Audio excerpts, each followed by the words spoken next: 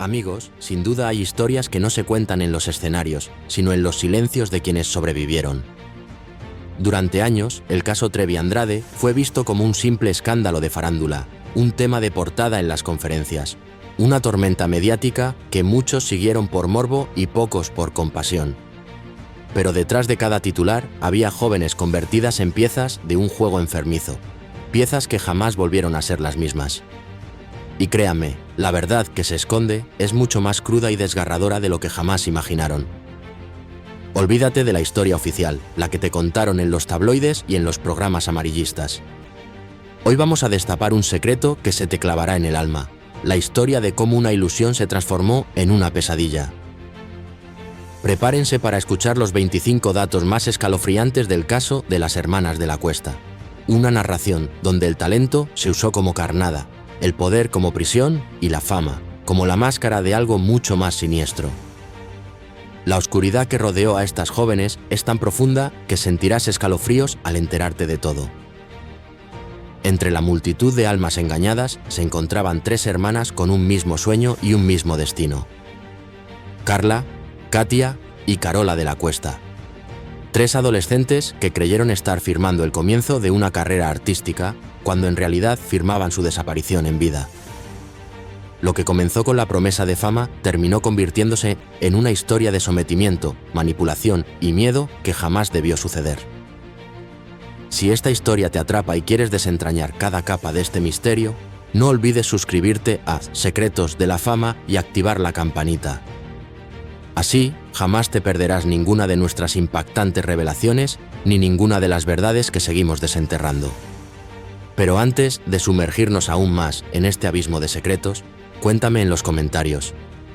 ¿Qué conocías del caso Trevi Andrade hasta ahora? ¿Pensabas que era solo un escándalo de farándula o intuías que había algo más oscuro detrás?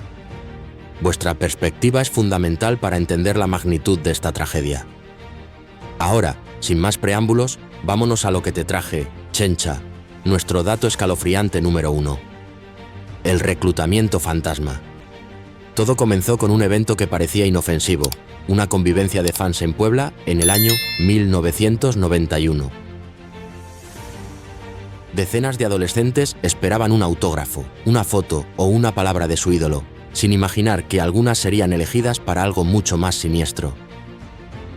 Entre la multitud estaba Carla y Katia de la Cuesta, 2 hermanas de 13 y 14 años, ingenuas, emocionadas, con los ojos llenos de ilusión y la certeza de que la suerte por fin las había alcanzado. Gloria Trevi se acercó a ellas con una amabilidad calculada y promesas vacías. Les habló de una supuesta academia musical secreta donde recibirían clases de canto, danza y actuación, un sueño dorado que parecía al alcance de la mano. Les aseguró que ese era el primer paso hacia la fama, que eran especiales, diferentes, que habían nacido para brillar y que el mundo las esperaba con los brazos abiertos. Aquellas palabras bastaron para convencer a las niñas y a sus padres, quienes vieron en esa oportunidad el inicio de un futuro prometedor y una puerta abierta al estrellato. Los padres, sin motivos para dudar ni sospechar, firmaron permisos y entregaron su confianza, sin saber que estaban sellando el destino de sus hijas. Las niñas partieron felices, pensando que en poco tiempo estarían en televisión, que sus sueños se harían realidad. Pero lo que esperaban como un viaje de sueños se convirtió en el inicio de un encierro cuidadosamente planeado, un plan macabro que operaba en la sombra. Carla contaría años después que esa fue la última vez que vio su casa con libertad, la última vez que sintió el calor de su hogar sin el peso del miedo. Aquella academia no tenía salones, ni profesores, ni escenarios, solo paredes y puertas que se cerraban con llave, que las separaban del mundo exterior y de la verdad. Detrás de la ilusión de la fama se escondía un mecanismo de control que operaba en silencio, mientras el mundo seguía creyendo que todo era parte del espectáculo. Nuestro dato escalofriante número 2. La entrega a un hombre de sombra. El viaje que debía llevarlas a su preparación artística terminó en una casa sin letreros, sin ventanas abiertas, en la Ciudad de México, un lugar que se convertiría en su prisión. La recibió Sergio Andrade, el productor que muchos consideraban un genio musical, el hombre detrás del éxito de Trevi, pero que en realidad era el artífice de una pesadilla. Desde el primer momento impuso reglas, horarios, restricciones y un tono autoritario disfrazado de disciplina, una disciplina que aniquilaba el espíritu. Trevi, que hasta ese punto había sido la figura amable, comenzó a desaparecer de escena, dejando a las adolescentes bajo el control absoluto de Andrade. Las separó entre sí, les prohibió comunicarse con su familia y les limitó cualquier contacto con el exterior, cortando todo lazo con su vida anterior. Ningún teléfono, ninguna carta, ninguna visita. El aislamiento era total y absoluto, una prisión sin barrotes visibles. Andrade se presentaba como guía y protector, pero su verdadero papel era otro, el de carcelero y manipulador. Revisaba todo lo que comían, decían o hacían, controlando cada aspecto de sus vidas. Les repetía que fuera de esa casa solo existía el peligro, que el mundo las traicionaría, que debían agradecer estar bajo su cuidado y protección. En poco tiempo, las hermanas empezaron a hablar como él, a pensar como él, a obedecer sin cuestionar, como marionetas en sus manos. El brillo de la promesa inicial se había apagado. Lo que alguna vez fue una oportunidad se había convertido en obediencia ciega, sin aplausos, sin público, sin salida. Nuestro dato escalofriante número 3, la llegada de Carola. Cuando Carola, la mayor de las 3 hermanas, supo que sus hermanas estaban triunfando junto a Trevi, quiso unirse a ellas, impulsada por la misma ilusión. Desde niña había seguido cada canción, cada entrevista, soñando con ser parte de ese mismo mundo de glamour y estrellas. Recibió la misma invitación que ellas. Un campamento de verano musical, lleno de promesas y viajes emocionantes. Nadie le explicó que ese campamento era, en realidad, una casa donde la libertad terminaba en la puerta, un engaño diseñado para atraparla. Al llegar, encontró un ambiente distinto a lo que imaginaba. No había música, ni ensayos, ni alegría. Solo un silencio denso, miradas perdidas y sonrisas nerviosas, un presagio de la oscuridad que la esperaba. La recibieron con afecto fingido y le dieron pastillas para relajarse, para adormecer su voluntad y su mente. También le pusieron a firmar papeles que no comprendía, asegurándole que era solo por protocolo, un pretexto para atarla legalmente. En cuestión de horas, Carola perdió el control de su propia vida. Su identidad se desvanecía ante sus propios ojos. En su libro, Carola escribiría que fue el momento en que dejó de reconocerse, cuando la persona que era antes de entrar por esa puerta desapareció. Todo lo que hacía, comía o pensaba, debía pasar por autorización, cada aspecto de su existencia estaba bajo un control férreo. Aunque sabía que sus hermanas estaban cerca, no podía verlas. Estaban en la misma casa, pero separadas, un aislamiento cruel e inhumano. Ese aislamiento no era casual, era parte de una estrategia diseñada para quebrarlas emocionalmente y borrar cualquier lazo entre ellas, para que se sintieran solas y vulnerables. Nuestro dato escalofriante número 4. Las sustancias del silencio. Con el tiempo, las 3 hermanas comenzaron a notar que su lucidez se desvanecía, que sus mentes se nublaban. Andrade les daba sustancias bajo distintos pretextos, excusas para controlar sus cuerpos y mentes. Unas eran para el estrés, otras para descansar y algunas como reconocimiento por obedecer, por ser buenas chicas. Nadie podía negarse. La obediencia era la única opción. Los efectos eran inmediatos. Mareo, confusión, agotamiento, una niebla constante que les impedía pensar con claridad. Era una forma de mantenerlas sumisas y desorientadas, de borrar cualquier rastro de resistencia. En los testimonios posteriores, Carla explicó que los días se medían por el efecto de las pastillas, que su existencia giraba en torno a ellas. Había momentos en que no sabían si era de día o de noche, si habían pasado horas o días. Si alguna intentaba resistirse, el castigo era el encierro sin comida o la oscuridad absoluta, una tortura psicológica. La dependencia no fue casualidad. Cuanto menos recordaban, más fácil era manipularlas y controlarlas. Vivían en un estado de somnolencia constante, donde la línea entre realidad y control se desdibujaba por completo. Dormir se volvió una forma de huir, pensar, una forma de meterse en problemas. El silencio no era tranquilidad, era el precio de seguir respirando, según contaron después quienes sobrevivieron. Nuestro dato escalofriante número 5. Las marcas de pertenencia. Con los meses, Andrade decidió dejar una señal que fuera imposible de borrar, una marca de su posesión. Reunió a las 3 hermanas y les ordenó grabar su nombre en la piel, no como adorno ni como gesto de afecto, sino como una marca de posesión, una señal de que le pertenecían. En una habitación improvisada, con instrumentos rudimentarios, las obligó a hacerlo bajo amenaza, una coacción brutal. Nadie se negó. El miedo era demasiado grande. El dolor fue inmediato, pero el verdadero daño llegó después, un daño psicológico que perduraría para siempre. Cada vez que él revisaba esas marcas, les recordaba a quién pertenecían, a quién debían su existencia. Katja contaría años después que mirarse al espejo era revivir la humillación, un recordatorio constante de su cautiverio. Carla escribiría que ese tatuaje fue una cadena invisible, una marca que ni el tiempo ni la terapia lograron borrar, un estigma eterno. 3 hermanas con el mismo apellido, 3 cuerpos marcados con el mismo sello de su captor. No era arte ni rebeldía ni devoción, era un acto de dominio absoluto. Y con él comprendieron que ya no había regreso posible, que estaban atrapadas sin escapatoria. Nuestro dato escalofriante número 6. El aislamiento total. Con el paso del tiempo, las hermanas de la Cuesta fueron borrando todo rastro de su vida anterior. Su pasado se desvanecía como si nunca hubiera existido. Las cartas que escribían nunca salían de la casa. Las llamadas que intentaban hacer eran filtradas o directamente inventadas por Andrade, quien respondía por ellas ante los padres. Les aseguraba que todo estaba bien, que sus hijas estaban triunfando y felices. Cuando sus padres pedían visitarlas, se les decía que no era posible por cuestiones de agenda, que estaban de gira o estudiando, excusas que sonaban lógicas para el mundo exterior. Poco a poco, el contacto se extinguió, el vínculo familiar se rompió por completo.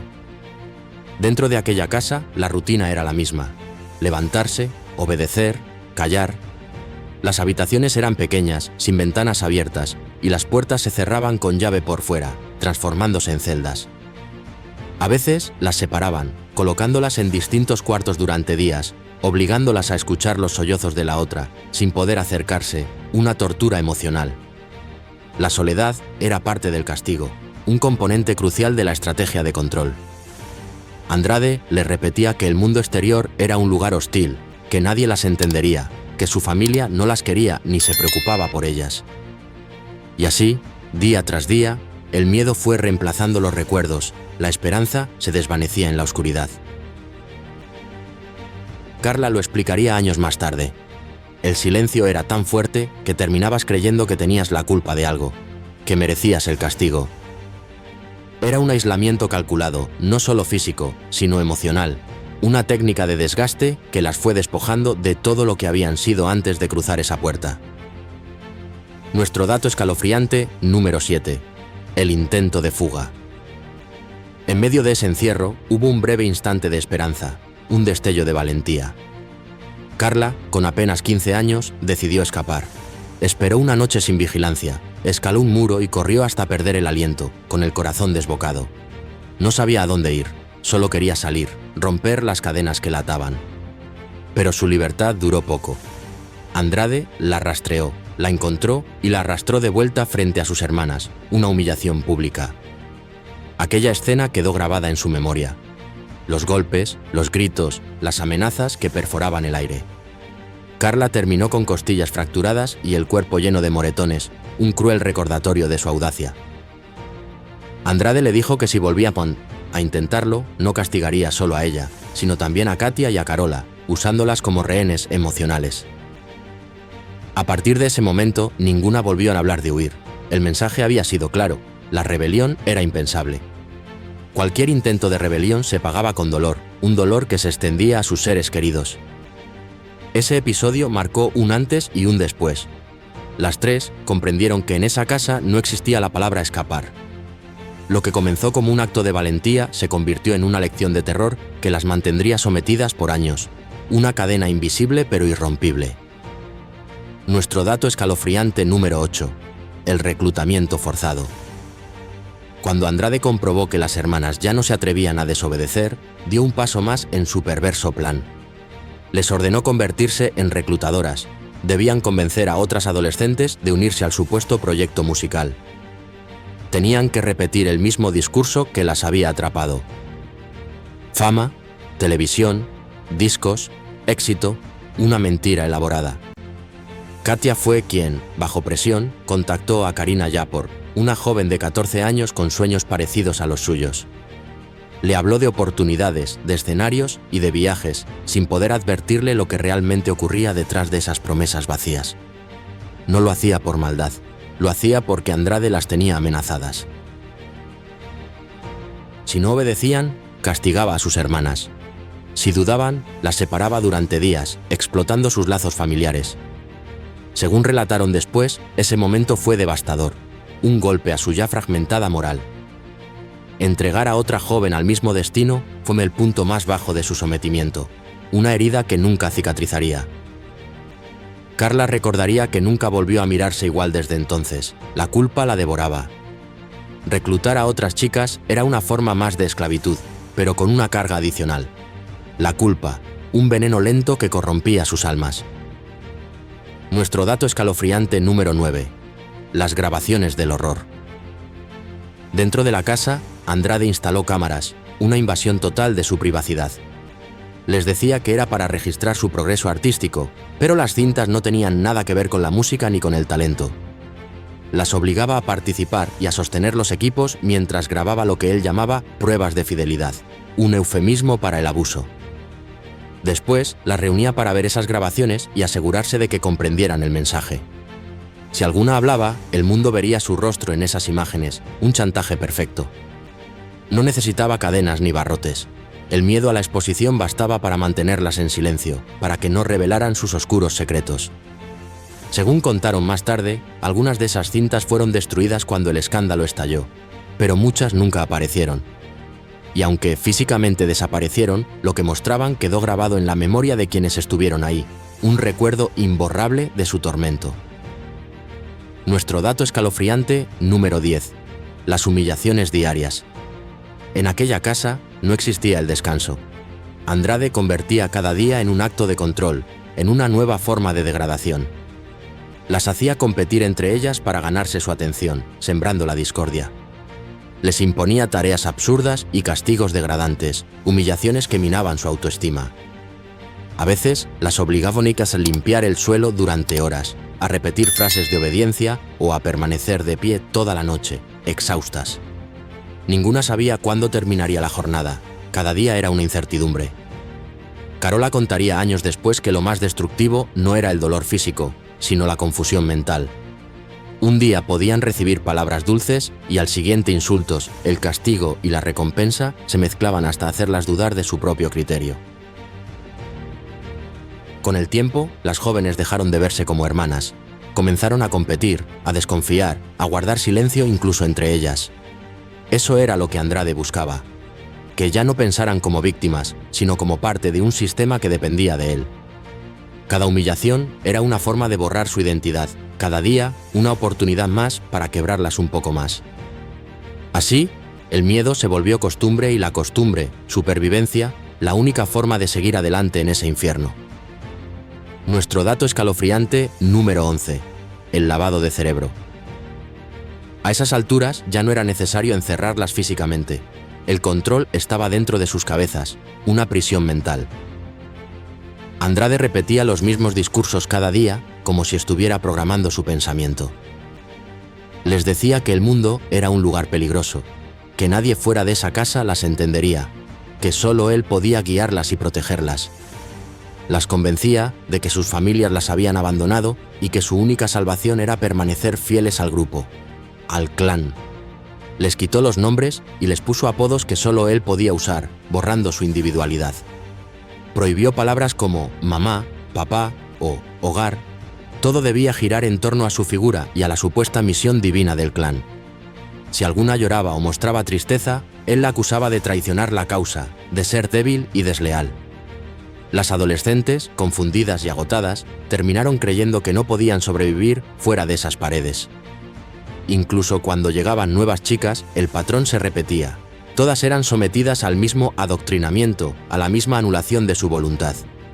Lo peor es que muchas de ellas llegaron a defenderlo, no por lealtad, sino porque ya no sabían distinguir la realidad del control.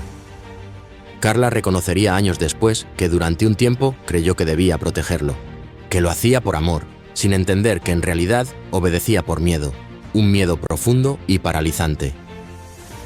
Nuestro dato escalofriante número 12. La maternidad interrumpida. Cuando Carla tenía 18 años, su cuerpo empezó a mostrar señales de agotamiento y cambio. Había subido de peso, se sentía débil y pronto descubrió que estaba embarazada. Una noticia que debía haber sido de alegría, pero se convirtió en terror. En lugar de recibir apoyo o atención médica, la noticia desató la ira de Andrade, una furia incomprensible. Nadie debía saberlo. Nadie debía preguntar. El secreto debía mantenerse a toda costa. Según su propio testimonio, fue sometida a un procedimiento improvisado, sin anestesia ni ayuda profesional, bajo las órdenes directas de él, un acto inhumano. Sus hermanas estuvieron presentes, las obligó a mirar, como advertencia, para que el terror se grabara en sus mentes. Lo que vivió Carla esa noche marcó un antes y un después en su mente, un punto de no retorno. Perdió mucho líquido vital, estuvo al borde de la muerte, y cuando logró sobrevivir, la respuesta fue el silencio. Nadie habló del tema, nadie la consoló. El evento fue borrado de la narrativa oficial. Andrade le dijo que lo ocurrido era una prueba de fortaleza, que debía sentirse agradecida por seguir viva, una manipulación cruel. Años después, Carla escribiría que ese momento fue cuando dejó de tener miedo, no porque se sintiera fuerte, sino porque ya no le quedaba nada por perder, el vacío se convirtió en su única forma de resistencia. Y así, concluye la primera parte de esta perturbadora historia, pero aún quedan muchas verdades por desenterrar. No te despegues de Secretos de la Fama porque la siguiente entrega te dejará sin aliento. La oscuridad se profundizó, amigos, y el control de Sergio Andrade alcanzó cotas inimaginables, penetrando en el sagrado espacio de la maternidad. Lo que para cualquier mujer represente un momento de esperanza y amor, para Carla y Carola se convirtió en una nueva cadena. Nuestro dato escalofriante número 13. La maternidad bajo dominio. Poco tiempo después de los eventos anteriores, Carla y Carola volvieron a quedar embarazadas, esta vez casi al mismo tiempo, una coincidencia que no tenía nada de casual. Ninguna de las dos lo buscó. Era parte del control, un nuevo método para mantenerlas ligadas al clan y a la voluntad de un solo hombre. Andrade usaba la maternidad como una cadena, un lazo irrompible que las ataría aún más a su oscuro universo. Les decía que esos hijos eran bendiciones del grupo y que debían criarlos bajo su autoridad, bajo sus reglas absolutas, sin cuestionamientos. Los partos fueron en condiciones precarias, sin hospitales ni médicos, en la más absoluta clandestinidad. Todo ocurría dentro de casas rentadas o improvisadas, con lo mínimo necesario, en un ambiente de constante peligro y vulnerabilidad. Nadie felicitaba a las madres, nadie celebraba los nacimientos, pues no había alegría, solo un silencio denso. Los bebés no representaban amor ni familia, eran el recordatorio de que el dominio sobre sus cuerpos era absoluto, una muestra palpable de su esclavitud. Carola contaría que dormía abrazada a su hijo, temiendo que se lo arrebataran, que desapareciera de su lado. Carla, por su parte, no podía cargar a su hija por la debilidad extrema en la que se encontraba tras el parto. El cansancio era abrumador. Aún así, ambas obedecían. No lo hacían por fe, sino por un miedo paralizante. Aquellos niños, nacidos en medio del silencio y la manipulación, se convirtieron en testigos involuntarios de una historia que apenas empezaba a derrumbarse, inocentes víctimas de una pesadilla. Nuestro dato escalofriante número 14. Milton, el hijo nacido en el encierro. En el año 1999, mientras el grupo ya se escondía en Brasil, Carola dio a luz a un niño, Milton. Tenía apenas unos meses de vida cuando todo el sistema comenzó a venirse abajo, cuando la red de engaños empezó a desvelarse. Las autoridades brasileñas ya los buscaban, y las casas donde vivían cambiaban constantemente, una huida perpetua. Carola lo alimentaba con lo que podía, muchas veces sin leche ni pañales, en la miseria más absoluta. El día del arresto fue caótico. La policía irrumpió y el bebé fue separado de su madre en medio del desconcierto. Carola perdió la noción del tiempo y del lugar. No supo si volvería a verlo, si su hijo regresaría a sus brazos. Esa escena quedó marcada para siempre en su memoria, un dolor que jamás se borraría. Cuando años después logró reunirse con él, el niño ya no la recordaba. Era apenas una sombra en su vida, una herida profunda. El caso de Milton se volvió simbólico. Representaba la consecuencia más cruel del encierro, la inocencia truncada. Un niño nacido en medio del miedo, sin saber que su existencia era producto del control de un hombre sobre varias generaciones de víctimas, una verdad escalofriante. Nuestro dato escalofriante número 15. Hermanos y medias verdades. Milton, el hijo de Carola, y Valentina, la hija de Carla, nacieron con apenas meses de diferencia.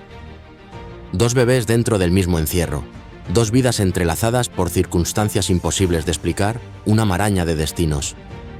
Con el tiempo, se sabría que eran primos y al mismo tiempo medio hermanos, un detalle biológico que destaparía una verdad aún más retorcida. Ese detalle, más allá de lo clínico, expuso hasta dónde llegaba el dominio de Andrade sobre cada aspecto de sus vidas. Nada ocurría sin su permiso. Las relaciones, los embarazos, los nacimientos, todo formaba parte de su estructura de poder. Las maternidades eran vistas como propiedad del clan, no como la decisión de una mujer, sino como una herramienta de control. Para las hermanas de la Cuesta, esos hijos representaron una mezcla de amor y culpa. Un amor que venía con un precio muy alto. Eran sus razones para seguir respirando, sus anclas a la realidad, pero también los recordatorios vivos del control que habían sufrido, de la humillación. En entrevistas posteriores, Carla diría que lo más doloroso no fue el encierro, ni los castigos, ni el miedo, sino criar a un hijo sabiendo que fue concebido dentro de un sistema donde la voluntad no existía, una verdad innegable. Nuestro dato escalofriante número 16. La huida a Brasil.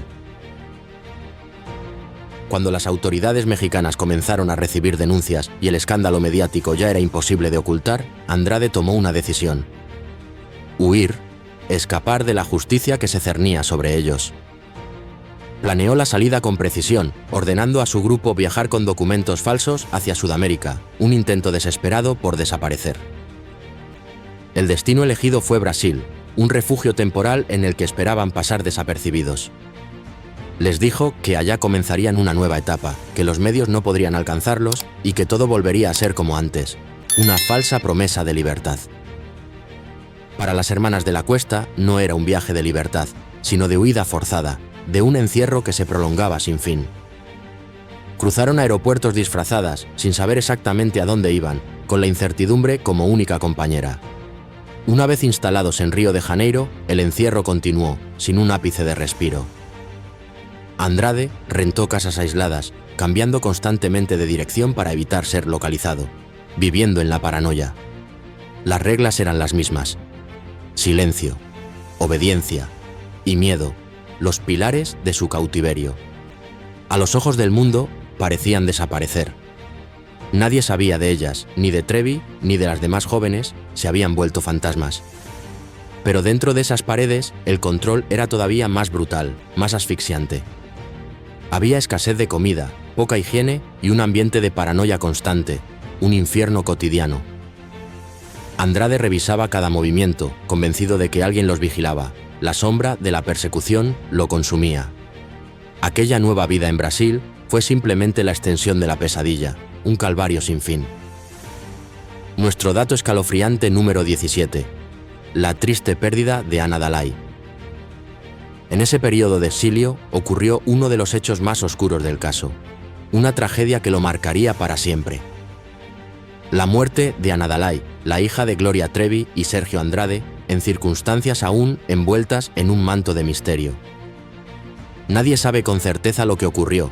Las versiones son contradictorias, los informes, confusos, un verdadero rompecabezas de verdades a medias. Lo que se sabe es que la niña murió en circunstancias no aclaradas, mientras el grupo permanecía oculto en Río, lejos de la mirada pública. Se dice que Andrade prohibió que se avisara a las autoridades y que las jóvenes fueron obligadas a permanecer en silencio, a guardar este terrible secreto. Las hermanas de la Cuesta estuvieron presentes, testigos involuntarias de una tragedia indescriptible. Años después, los testimonios hablarían de aquella noche como un punto sin retorno, un quiebre emocional para todas. Se mencionó que la niña fue velada en secreto y que después su cuerpo desapareció sin dejar rastro. No hubo registro médico ni acta de defunción, como si nunca hubiera existido. Para las hermanas,